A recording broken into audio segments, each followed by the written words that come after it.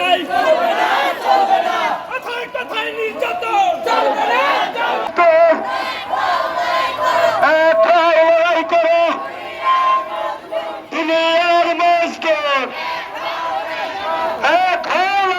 পালিত হচ্ছে।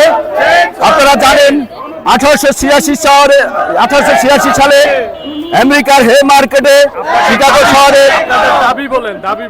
শিকাগো হে মার্কেটে জুতা কারখানার শ্রমিকরা এই দিনে তার 8 ঘন্টা শ্রম দিবসের দাবিতে তারা শহীদ হয়েছেন।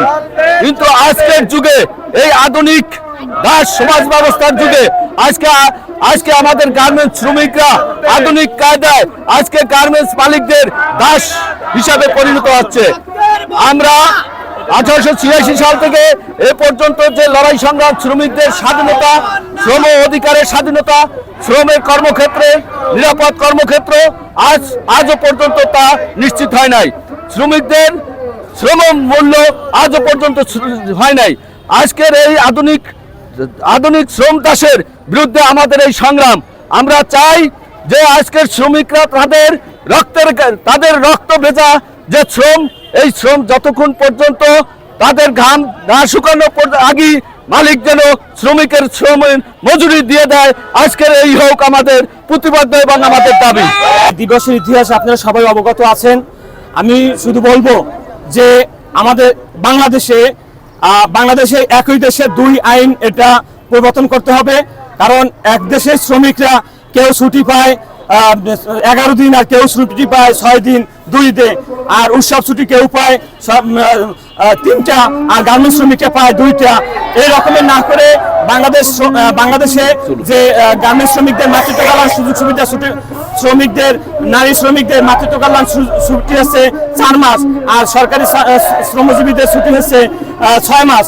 তো এখানে এই যে বৈষম্যটা এটা যাতে না হয়, ওরাও যে হসপিটালে বা যে বাসায় যে থাকে বা যেই মার্কেটের থেকে বাজার করে, আমাদের শ্রমজীবীরাও সেখানেই মার্কেট করে বাজার করে, তাদেরও জীবনমান আমাদেরও জীবনমান। সেই জন্য আমি মনে করবো মাদারল্যান্ড গার্মেন্টস ওয়ার্কার্স ফেডারেশনের পক্ষ থেকে যে আইনের যে একই দেশের দুই আইন এটা যাতে না থাকে, একই দেশের শ্রমজীবীদের জন্য, সকল শ্রমজীবীদের জন্য একই আইন হওয়া উচিত। এবং যে আইএলও কোর কনভেনশন 89 এটা বাস্তবায়ন করতে হবে এবং 102, 179, 190 এটাকে অনুস্বাক্ষর করতে হবে, যাতে শ্রমজীবীরা তাদের ন্যায্য অধিকার ফিরে পায় এবং মালিক এবং রাষ্ট্র এবং মালিক যাতে আমাদের শ্রমজীবীদের পক্ষে নিয়ে আরো অগ্রণীয় ভূমিকা পালন করে, যাতে দেশের উন্নয়ন হয় এবং তথা শ্রমজীবীদের উন্নয়ন হয়, এই দেশের অর্থনৈতিক চাকা আরো সচল হয় এবং অবাধ ট্রেড ইউনিয়ন যাতে হয় এবং মালিক শ্রমিক, এই যে মালিক আর শ্রমিকের ভিতরে যাতে সুস্থ একটা সুসম্পর্ক হয়, আর কুমড়া সৃষ্টি না হয় এবং যাতে শিল্পটাকে আরো উন্নয়নের অগ্রযাত্রা হয়ে এই বাংলাদেশকে আরো মানে অর্থনৈতিক দিক থেকে আরো স্বাবলম্বী করতে পারে, সেই আশা ব্যক্ত রাখে আমি আমার সংক্ষিপ্ত বক্তব্য শেষ করছি।